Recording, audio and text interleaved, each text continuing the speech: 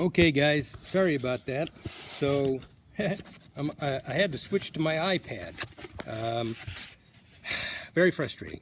So I am. This is G2 with Caldwell Banker Residential Brokerage. I had to restart this darn thing because my phone overheated. How about that? So anyway, I'm gonna kind of recap where my last Periscope cut out, and we'll rush forward to where we need to be. So again, I'm G2 Verado. I'm a real estate agent here in Phoenix, Arizona. My wife and I have been in the business nearly 30 years, and today's scope is about how to write a good VA offer, actually a killer VA offer for veterans. Now, hey Gary, thanks for joining. One of the problems that real estate agents have when they're writing VA offers is they don't understand all of the different ancillary programs that are available for veterans. Yeah, absolutely. So what you need to understand, check in your particular community. But here in Arizona, and we're in Maricopa County, there are a couple of programs that can augment the VA buyer's contract. So here's an example. And let me back up. I meant to tell you, because I did on the last scope. So we're working with a young lady, a young staff sergeant in the Air Force, stationed here at Luke Air Force Base. And she came to us, was referred to us, first-time home buyer, knows nothing about the process at all. We spent a couple of hours with her and took her through all of the steps: shopping for a home, applying for a mortgage, getting qualified for one, and then also wove in the new laws that are TRID related, where she actually has a legal right to shop the loan estimate that she will be given by the lender. Now, we work with several lenders, and all of them good, but not all of them fit every scenario, and that's why you should have more than one lender in your arsenal. So we went through that process with her, and then set out to write her offer. Now, we came across a property that was priced at $225,000. We did our homework. We believe that the property is well overpriced by a bunch, and so we had a conversation with the listing agent and asked her about her thoughts and where her market analysis landed. And at the end of the day, she wasn't able to convince us that she had data to support her list price. So we also learned that, and I did some research. I went into our public tax records, and I found out that the owner had refinanced the house back in 2006 and leveraged it pretty high. And so, doing some simple math, hello, Frol 9495, and Assyrian. Hello, Assyrian. So anyway, we did a little homework, and hello from Russia. We're talking about buying real estate here in Arizona using the military VA loan. So anyway, I did a little homework, learned that the owner had leveraged their property, and that kind of gave me an idea of why they were so hell-bent, set on the list price that they put in there. Hi, guys. Thanks for stopping in. Be sure you let me know where you're coming from and put in your real name so that I can actually address you by your real name. J. P. Lion, J.P. Lion. Hey there. Hello from France. Thanks for checking in. So we're talking about real estate purchases. Hi, Suzanne. Sorry about that. My phone overheated and it cut out, so I'm actually starting over again, kind of. Really appreciate that. Hello, Anthony. Thanks for checking in. If you're a veteran, you'll really enjoy listening to this particular scope if you're thinking about buying a home. So anyway, I did some homework, and I learned that the homeowner, the house our client's trying to buy, leveraged their home. Hello, Mike. Thanks for checking in. Leveraged their home with a refi back in 2006. And doing the math, I understood why the seller priced the property where they did, but also I know that based on the value set that I was able to divine, there's no way the property is going to appraise for the figure that the seller's trying to get. So I had a little conversation with the owner, with the owner's agent, and we, out of that conversation, I drew some conclusions. The first one was that the seller's probably not in a position to offer closing cost assistance to our client, and our client happens to have a little bit of cash that she could actually pay her own closing costs. Hello, Mr. Graham. Thanks for checking in. And so knowing that, we've got that trump card to play. Of course, we're playing it close to our vest. We're not going to let anybody know what we've got available. No, not Burt Reynolds. I'm G2 I'm at G2 Verado. I'm a real estate agent here in Phoenix, Arizona, and I've been doing this business nearly 3 decades. So anyway, so we had a little intel. Now, because I know that the seller's not in a position, I believe, I don't know for sure, but I believe the seller's not in a position nor inclined to come to the table with closing costs. And I get that because the seller's agent told us that they had turned down offers of a certain figure, which when you do all the math tells you that there probably isn't a lot, if any, money there to help the buyer with their closing costs. Now, the cool thing is that there are, hello, Sue Turner, Suzanne, no, Sue's Turner. Anyway, hey, Fly Guy,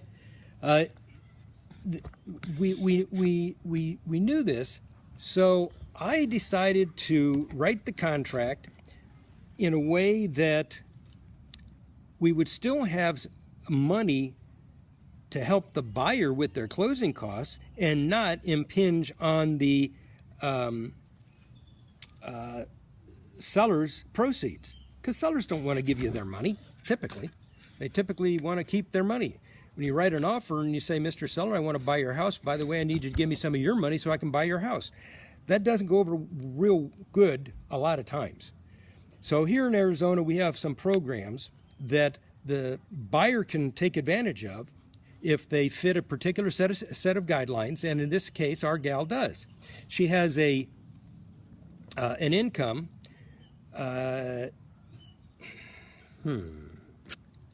Not sure what D's nuts are, so I'm going to block you. Okay, so anyway, so we know that there are programs out here where our buyer could actually apply and qualify for some assistance. She could get with a program called LIFT. It's a neighborhood stabilization program. She can get up to $7,000 because of where she fits. Free money. It's a grant. Ties to keeping the house for a certain number of years, but not a lot. I think it's 5 years. You got to keep the house for 5 years, and you don't have to pay the money back. That's a great program.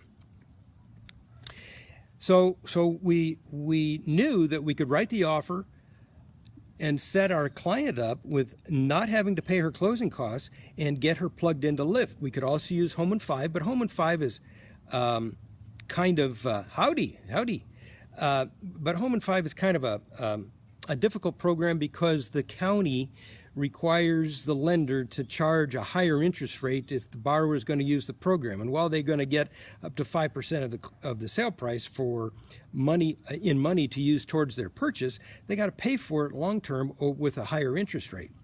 So here's what I'm trying to tell you.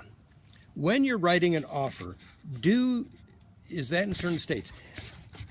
Each state, believe it or not, has an array of down payment assistance programs. If you go to a website called downpayment.org, you can do a little investigation and find out what down payment programs are available for you in your state. Then you can take that information to your real estate agent and your lender and say, hey, listen, I found out that this kind of money is available here. Do I qualify? And as a matter of fact, downpayment.org can actually help you with a real estate agent, lining up a real estate agent who knows about those programs. Well, absolutely. So we know, because I've been in this business 3 decades, I've been doing this for a very long time, I have a good idea of what kind of programs are available. So what we did was we wrote our offer, framed around the idea. Problem is, many real estate agents don't like VA loans because it's too much work. That's so much nonsense. I am the Arizona State Director for the Veterans Association of Real Estate Professionals. I understand what you're saying, but I will tell you that the agents who feel that VA loans are too much work are misinformed. I don't want to call them. I'm writing an offer right now. Cool. So if you're going to write an offer right now, Suzanne, if your buyer makes less than $51,900 a year, she qualifies for LIFT. She qualifies for LIFT, or he qualifies for LIFT, and you just have to find a lender that participates in LIFT. That is free money. Free money. It's a grant, and there is no twist to the where you can buy a shirt like that. You can buy a shirt like this at Shepler's.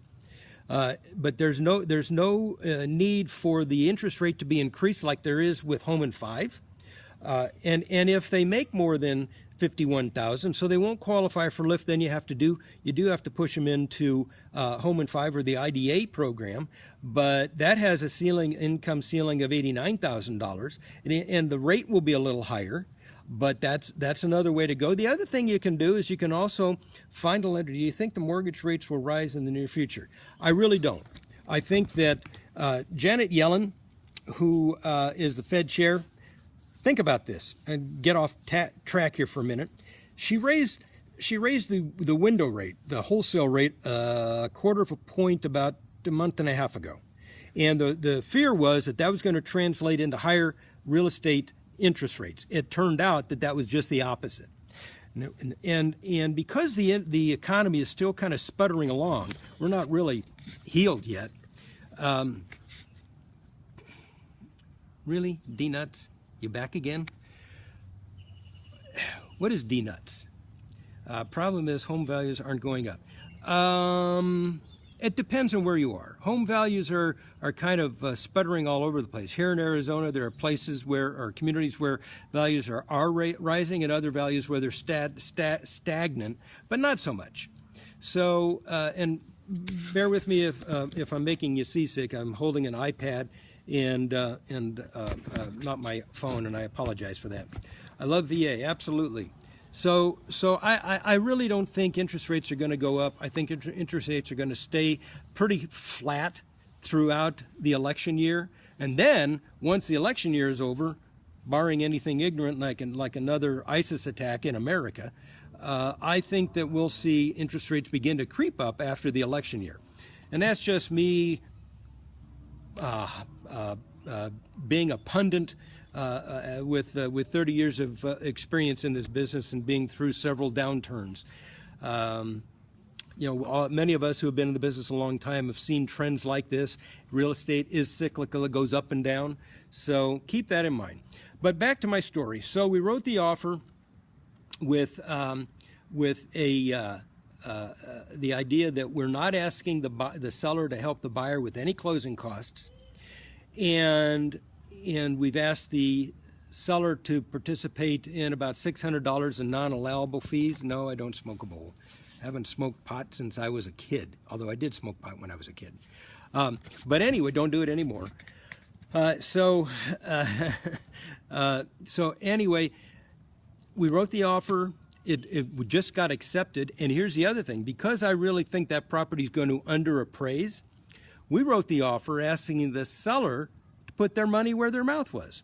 We asked the seller to pay the money up front for the appraisal. We agreed thanks, Mickey. We agreed. Why would you hate your mother, wicked clown? Don't hate your mother. Believe me, moms are cool. So we wrote the offer asking the seller to pay the appraisal up front. She agreed. Our agreement was, seller, you pay the appraisal up front. If the property appraises, or if it appraises short and we all still agree to do the deal, the buyer will reimburse you your money. So she got on board with that. So really, what I'm trying to tell all of the agents who are listening to this, and any buyers who are listening to this, be knowledgeable of the different kinds of assistance programs that are out there that can supplement an offer. You could actually find, today you can find money with appropriate credit. National Bank of Kansas City has loans, interest rates, 30-year mortgage VA today for right around 3 1/4. I got a quote today at 3 1/4. 3 1/4. Can you believe that? 3 1/4? And that's National Bank of Kansas City. If you need to know who to contact, just send me a tweet at G2 Realtor, and I'll put you in touch with my contact at the National Bank of Kansas City. Her name is Amy Patterson. Great lady. She does a lot of our military clients. There are a lot of people here in Arizona that do great loans as well. But again, every lender doesn't fit every buyer. You need to have a deep bullpen to pull from. So tomorrow, now that we've got our contract accepted, tomorrow we're going to go shopping for money. We're going to go shopping for interest and shopping for terms and all kinds of stuff. I'm going to circle back to you all tomorrow and let you know how we do. But and I'll make sure my phone doesn't die because it really was a cool start. But again, I'm G2 Verado. Please, agents, please take some time to learn what your programs are. How many of these people are in for? Oh, that's a great question. You know, here in Arizona, we're still not settled out.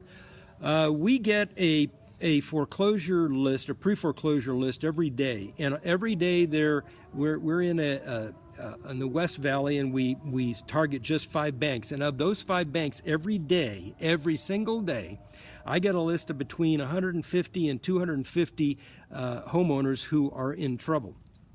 And we happen to be short sale experts. That's one of the things we do extremely well. So we help a lot of people through the short sale process.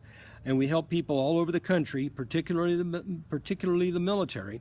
So if you're a real estate agent looking for some help with short sale activity in your neck of the woods, we'd be happy to help you out and point you in the right direction, or coach you through a short sale, or we can also, there are ways that we can help actually manage that for you.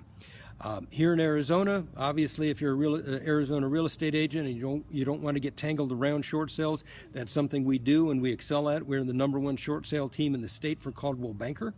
I have been since the crash in 07 or 08, and we still do a lot of short sales.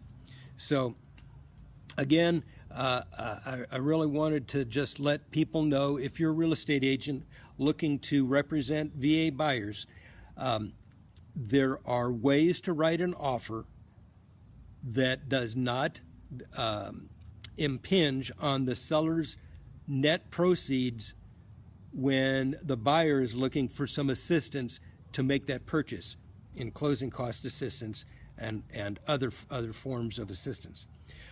If you want to know more, please feel free to email me G2Realtor, the number 2 Realtor at gmail.com, or you can tweet me at G2Realtor. That's my Twitter handle.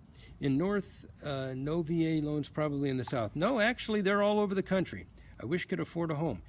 Believe it or not, there a lot of people think they can't afford homes, but you really can.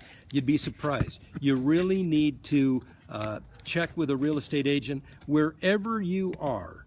Please don't think that you can't buy a house. There are ways that if you're not ready, you can be coached into being ready.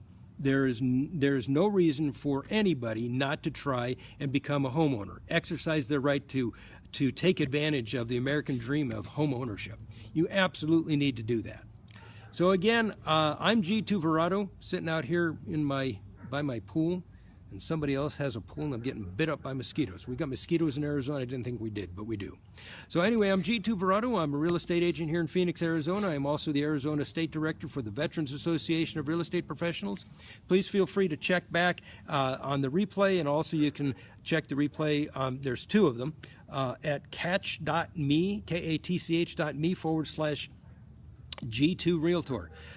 Check in tomorrow. We're going to talk. We're going to visit the project that we undertake tomorrow to go shop for money. This is going to be so much fun, and you guys will get a real education tomorrow. Talk to you tomorrow. Have a great one. Are you a? No, I'm not. Thanks. All right. So he's gone. All right.